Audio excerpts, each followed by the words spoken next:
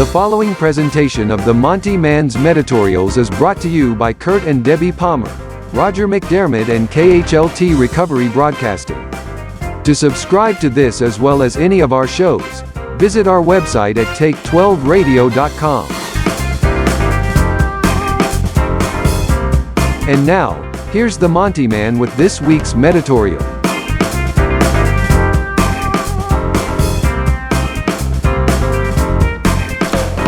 Well, greetings one and all. Welcome to this Montyman's Meditorial. I am your host, the Montyman.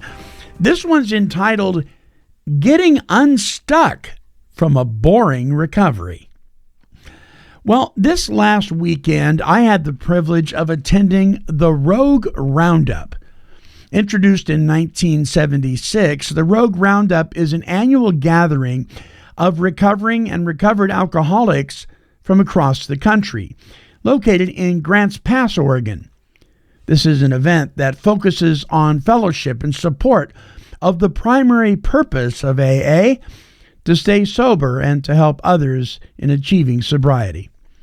This was the 47th annual roundup, and it was incredibly well attended. Well, while at this event, I fellowshipped with old friends and made some new ones. One such gentleman was Brad.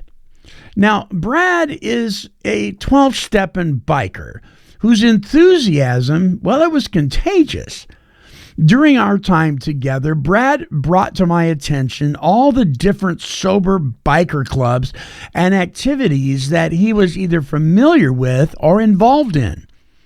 His point in sharing these upcoming events with me was to express the importance of becoming a productive and proactive member of society. What society? Alcoholics Anonymous? Al-Anon? Narcotics Anonymous? Celebrate Recovery? Oh, my friends, though these fellowships are often what we are exposed to in the early stages of our recovery process, they are by no means the whole pie. In fact, simply stated, they're a portion of it. There is so much more to life than fellowship meetings, and as Brad shared, it became obvious to me that he understood the value of being well-rounded and involved with society as a whole. Being a productive member of society, a proactive member of the world around us, is just as much a part of our recovery as anything else we do within the 12-step fellowships. Listen, I get the temptation to stay seated in the meetings and not venture out into the world. After all, our experience as active addicts, alcoholics, and codependents has not produced a positive relationship with our world. But at some point, wouldn't you want to experience all the wonder that life has waiting for you that you've missed? Experience what's beyond the meeting halls and the church basements. Well, one way I started my new relationship with society was to go out to coffee with other 12-steppers after the meetings. There, I began to form relationships with these men and women outside of the rooms, an important element in developing new friendships. After a time, I attended my first recovery dance. Though I couldn't dance and didn't dance, I had a blast. Next, I volunteered to be of service at a service convention and joined an ad hoc committee to help with registration. My sponsors suggested that this was a great way to meet new people from beyond my home group, my city, and my county.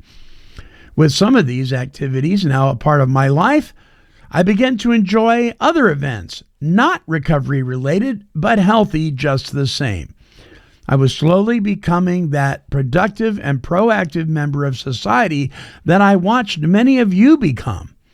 I was now less interested in my little plans and became more interested in how I could be part of yours. Over the years, I attended campouts, beach trips, powwows, conventions, conferences, workshops, fishing trips, boating excursions, whale watching, golf tournaments, concerts, bowling teams, car races, and the list goes on and on. At some of these, we talked about recovery all day. Others, recovery never came up. Just life and living it to the fullest. One of the most unfortunate but all too common occurrences in recovery is the tendency to get stuck in our recovery. You know, the feeling of being stagnant in the same old things, meeting after meeting. Well, when this happens, we can find ourselves setting a foundation to build resentments. It is possible to attend many, many meetings and become stagnant there. The declaration that meeting makers make it can work against us and be a dangerous philosophy to teach if all we're doing is drinking bad coffee and talking about our day.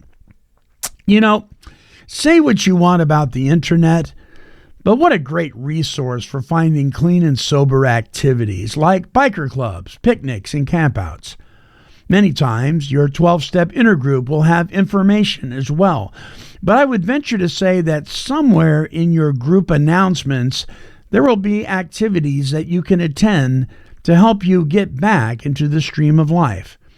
A life worth plugging back into. Well, to live as a productive and proactive member of society with the power of God guiding our steps can mean where we once were powerless, we now have power. Power to venture out, power to get involved, power to do the next right thing, even when the dark side offers us cookies. It's something to think about. Hey, listen, if you've enjoyed this Meditorial, we encourage you to send us an email at take12radio@comcast.net. That's TAKE, the number 12, radio@comcast.net. And let us know how we're doing.